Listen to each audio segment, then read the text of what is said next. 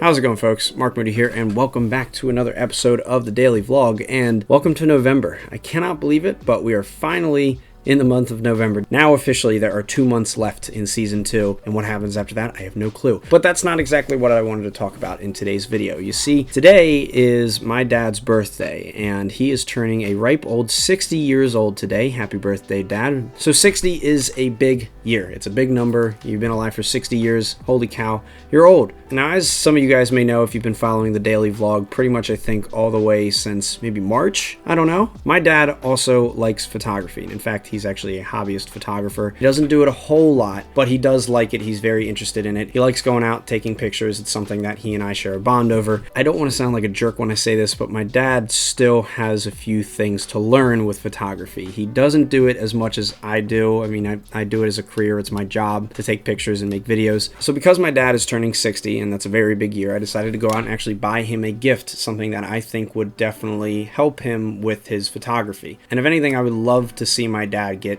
better at photography. Unfortunately, I don't have too much time to help my dad and coach him on photography. But for his 60th birthday, I decided to go out and actually get him a little something that I personally thought maybe would help him in photography. Now, with that being said, my dad shoots a lot of wildlife and he shoots a lot of tight shots.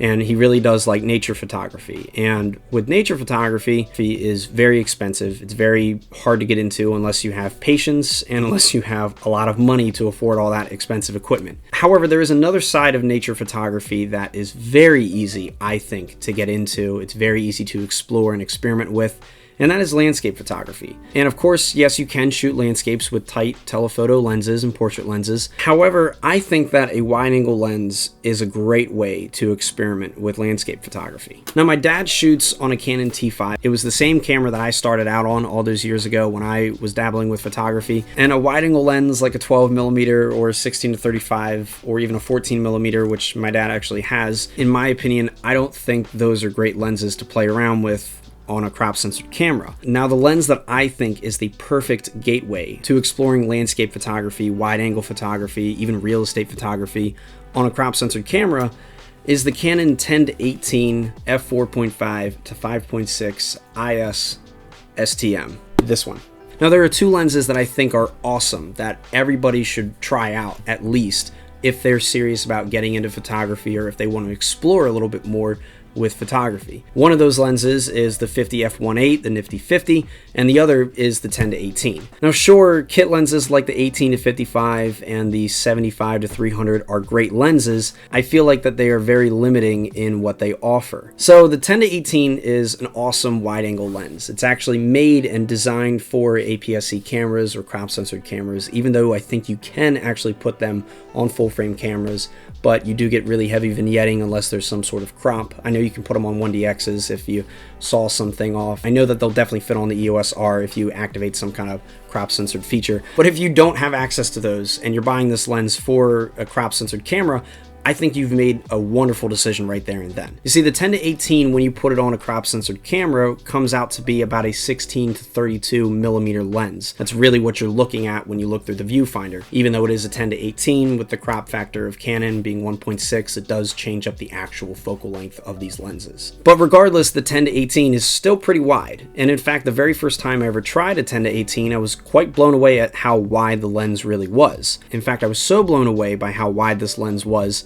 that it was the first lens that I bought when I started doing real estate photography. Furthermore, this lens has image stabilization, which is awesome for video shooters. It's awesome for handheld filmmaking. It's really, really nice to have image stabilization on a lens, especially if your body doesn't have that. And this lens, sure enough, has it, which is just freaking awesome. The other great thing about this lens is that it is really sharp. When it's wide open at 4.5, it's pretty sharp from edge to edge, and it's very, very noticeable. Now, when a lens is really sharp in the corners, when it's all the way wide open, you know you've got a really good lens on your hands. The 16-35, unfortunately, it's got a little bit of softness in the corners, and that kind of sets me back a little bit. You really don't have to worry about that too much with the 10-18.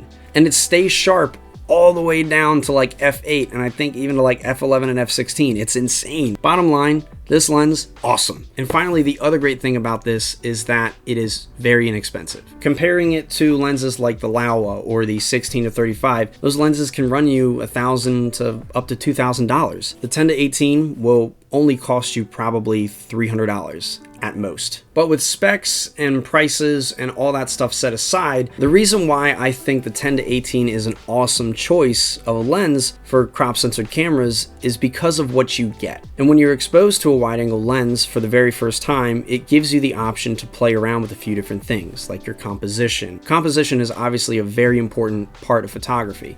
It's very important when it helps you tell the story. It's very important in how it helps you deliver a photograph. Shooting tight right off the bat is very difficult because you're very limited on what you can see. You're very limited on your shot. The wide angle lens, you've got options. You've got tons of stuff that you can fill your frame with. Furthermore, it really allows you to get creative with your shots. For the longest time before I even bought the 10 to 18 or the 16 to 35, I was really interested in wide angle photography. I was very intrigued by it, by vast landscapes or really interesting warped portraits. I thought those were so neat, but I could never do those with the gear that I had. And sure enough, after buying, different lenses and experimenting with different cameras and whatnot, I decided, okay, I like this, but then again, I didn't like it. And the gear allowed me to experiment with a different style of photography that I wasn't used to, but it was one that I wanted to explore. And so the 10 to 18 really allowed me to diversify my portfolio. It allowed me to experiment with different perspectives, different angles, different fields of view. And now granted, I've gone away from shooting everything wide angle, and I think a lot more of my work is very tight and up close, compressed shots, but still being able to play around with wide angle photography helped me discover that I do enjoy it. In fact, I really wish I bought this lens for myself. Even though I don't own this lens anymore, I still think it's a phenomenal piece of glass. Sure, you don't get great bokeh out of the lens. Sure, it's not amazing low light. Sure, it's plasticky and you don't have weather sealing, but whatever. The design and the build of the lens set aside, I think it's a great lens for beginners. I think it's a great lens for hobbyists. I think it's just a really good lens. I think that it's an underrated lens, especially if you're shooting on a crop censored camera. I think that if you're interested in photography, if you're getting started in it, or if you want to continue it and you're a hobbyist, and I mean, if you shoot full frame or if you shoot APS-C, I don't think that the biggest, most expensive L lens out there is the best lens for you. A lens that allows you a different perspective with photography is something that you should find. And that right there is why I'm giving this to my dad as a gift for his 60th birthday. If you can get it out of there, it's, yeah. Oh, another lens to add to the collection of lenses. So this is one you definitely should try out. Don't bother with your 14 this weekend. I think you'll enjoy that a lot more.